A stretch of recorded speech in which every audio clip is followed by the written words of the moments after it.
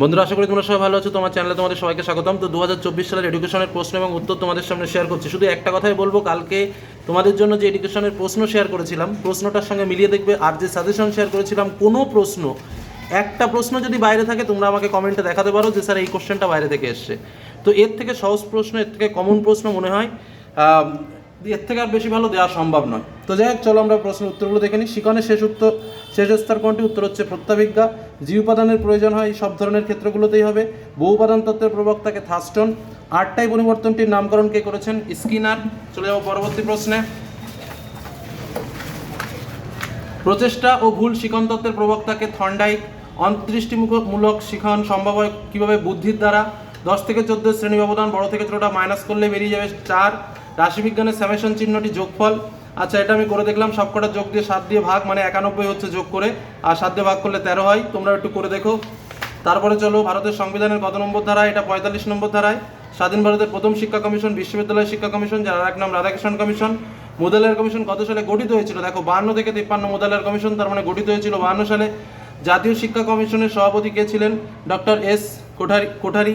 স্বশাসিত বিদ্যালয়ের কথা কোন কমিশন বলেছেন? জাতীয় শিক্ষানীতি 1986-তে। পরবর্তী প্রশ্ন চলে আসি। আমরা এমসিকিউ প্রশ্নের উত্তরগুলো প্রথমে শেয়ার করব। আচ্ছা, নিম্নলিখিত কোনটি রাধাকৃষ্ণন কমিশনের সুপারিশ? গ্রামীণ বিশ্ববিদ্যালয়। বৃত্তিমূলক কারিগরি শিক্ষার সঙ্গে সম্পর্কিত সংস্থা AICTE। প্রোগ্রাম অফ অ্যাকশন কত সালে? 1992 সালে। এই প্রশ্নটা নিয়ে একটু গরমিল আছে। কমন স্কুলের কথা উল্লেখ হয়েছিল ভারতীয় শিক্ষা কমিশন, ঠিক আছে। এবার এইখানে কিন্তু সেইভাবে আমি কিছু বুঝে উঠতে পারছি না, উত্তর স্টপ রেখেছি আমি এই কারণে, রাধাকৃষ্ণন কমিশন হবে না। তারপরে চলে আসো, ভারতের জাতীয় প্রতিবন্ধী দিবস কবে? 3রা ডিসেম্বর। পরে কোশ্চেন, স্ক্রিন রিডার দৃষ্টিহীনদের জন্য। বয়স্ক শিক্ষা সামাজিক শিক্ষা বলে অভিহিত করেন কে? মাওলানা আব্দুল কালাম আজাদ। হ্যাঁ, ঠিকই আছে। তারপরটা চলে আসো, ডেলার্স কমিশন গঠিত হয় 1993 সালে। কম্পিউটারের স্থায়ী স্মৃতিকেন্দ্র হলো রম। একটি মাল্টিমিডিয়ার উদাহরণ। এই প্রশ্নটা একটু কনফিউশন, আমার মনে হচ্ছে একাধিক উত্তর হতে পারে, তবে অডিও ক্যাসেট মাল্টিমিডিয়ার মধ্যে পড়ে, দূরদর্শন মাল্টিমিডিয়ার মধ্যে পড়ে। এই জায়গাটায় একটু কনফিউশন আছে, মানে একাধিক উত্তর দিতে পারে। তারপরে চলে আসো পরবর্তীতে এসএকিউ কোশ্চেন।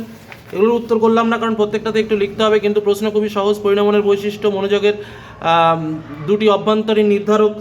হ্যাঁ, তারপরে স্পিয়ারম্যানের বুদ্ধি সংক্রান্ত স্পেক্টরটা কি? অপারেন্ট অনুবর্তন। গেস্টাল্ট কথার অর্থ কি? অবয়ব। তারপরে এটা একটা ক্যালকুলেশন, পরিসংখ্যার ক্যালকুলেশন, আয়তলেখ, ঠিক আছে। তারপরে কোশ্চেন দেখো, এটার পুরো নাম। আচ্ছা, NLM এর পুরো নাম, ইগনুর পুরো নাম, দূরশিক্ষা কাকে বলে, ট্রেজার উইদিন কি, ক্যাল কি, লেট কি।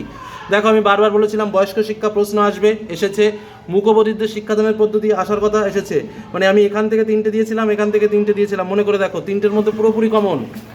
তারপরের প্রশ্ন আমরা চলে যাই। দেখো, জাতীয় নারী শিক্ষা পরিষদ গঠিত হয়,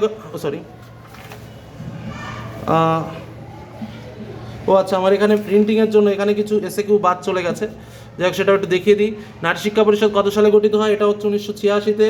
ভারতীয় সংবিধান কোন তালিকাভুক্ত? UPE এর পুরো নাম।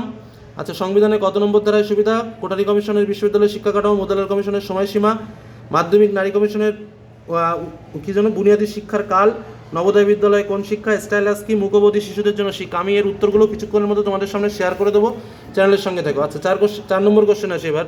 কর্মের জন্য শিক্ষা বলেছিলাম। কম্পিউটারের শিক্ষামূলক উপযোগিতা, মানে কি বলবো, এর থেকে আর ভালো কোশ্চেন হয় না। মনোযোগ, প্রাচীন অনুবর্তন, গড় নির্ণয়। এই হলো তো আমাদের প্রশ্ন। আর একটু যেটা রয়েছে সেটা আমি বলেছিলাম, দেখো, বিশ্ববিদ্যালয় শিক্ষা কমিশন এসছে, কোঠারি কমিশন এসছে, কারিগরি শিক্ষা এসছে। আর কি বলবো, একদম ওপেন কোশ্চেন, একদম সহজ কোশ্চেন। আশা করি তোমাদের পরীক্ষা সকলেরই ভালো হয়েছে। শুধু এটুকু বলবো, চ্যানেলের সঙ্গে থাকো, যে ইম্পর্টেন্ট প্রশ্নগুলো শেয়ার করা হচ্ছে সেগুলো কমপ্লিট করে রাখো। তো আজকের মধ্যে এখানে শেষ করলাম। ধন্যবাদ।